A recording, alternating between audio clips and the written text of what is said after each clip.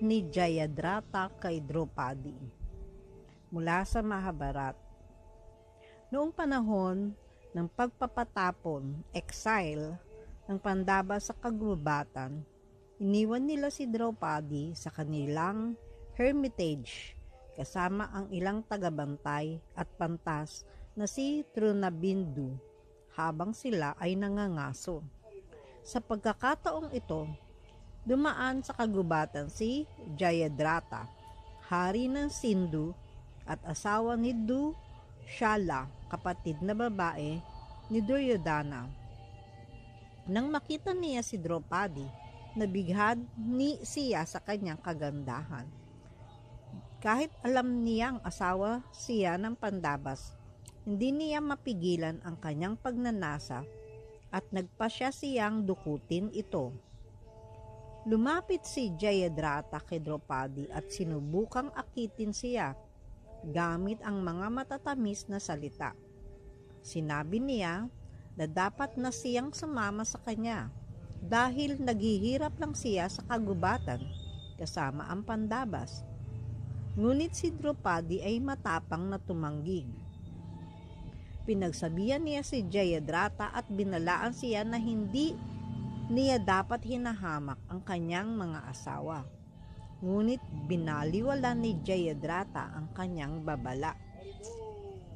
Dahil sa kanyang matinding galit at pagnanasa, sa pilitang isinakay ni Jayadratha si Draupadi sa kanyang karwahe at tumakas.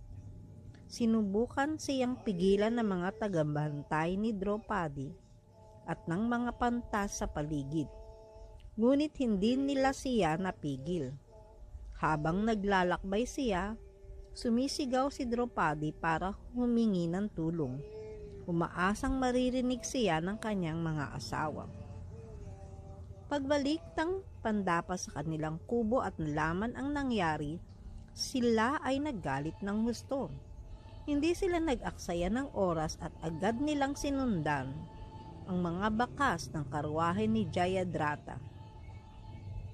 Nang makita ni Jayadratha na paparating na ang Pandavas, sinubukan niyang tumakas ngunit mabilis siyang inabutan ni Bhima at Arjuna.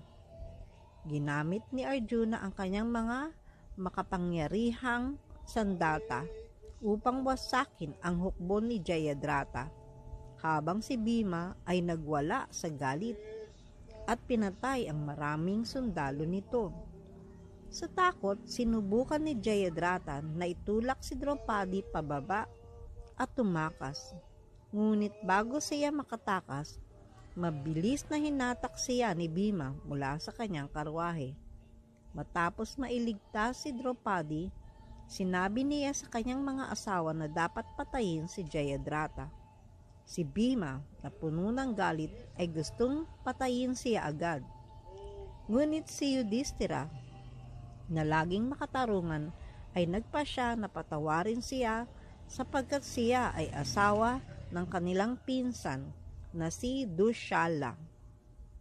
Sa halip na patayin siya, pinahiya nila si Jayadratha. Inahit nila ang kanyang buhok. Iniwan lamang ang 5 kumpol bilang tanda ng kahihiyan. Binugbog nila siya ng husto. Pinipilit siyang magmakaawa para sa kanyang buhay. At saka pinalaya siya na may babalang huwag na siyang magpakita muli sa kanila. Lubos na napahiya, bumalik si Jayadratha sa kanyang kaharian na puno ng galit at paghihiganti. Nagdasal siya kay Shiva at nakatanggap ng isang basbas. Magiging malakas siya sa isang araw at magagampi niya ang Pandavas maliban kay Arjuna. Dahil dito, naging sanhi siya ng pagkamatay ni Abhimanyu, anak ni Arjuna, sa Kurukshetra War, na sa kalaunan ay humantong sa kanyang sariling pagkamatay sa kamay ni Arjuna.